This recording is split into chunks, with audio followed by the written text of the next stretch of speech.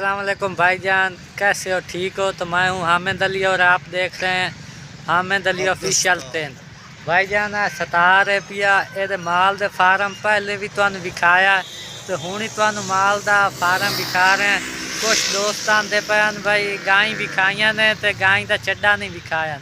तो अज की वीडियो भाईजान तुहानू गाय तो चड्डा ही विखाईसा ते गां भी विखाईसा। तो जेड़ा दोस्त मुकाबला लावना चाहता साढ़े बराबर गां चोवे अगर वो गां का दुध वध गया तो जनाब गां नाल गां दिसा। तो बाकी खुला चैलेंज सारे हैड इस्लाम दे छेड़ू वास्ते तो सारे वास्ते।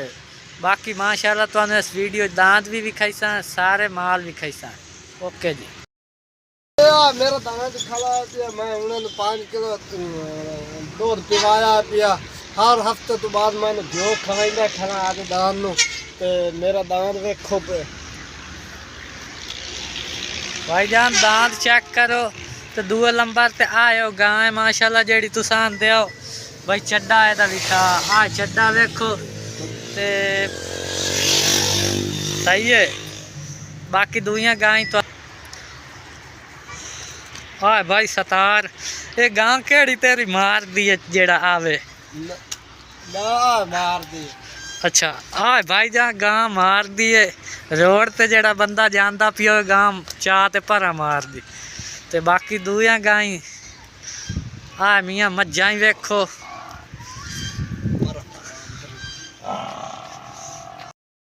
आ मेरे फैन हैं जेड़े रेडी दे पिछू आ रहे हैं ये आंदे साडी वीडियो बना एदी वीडियो बनाने चाहिए जनाब।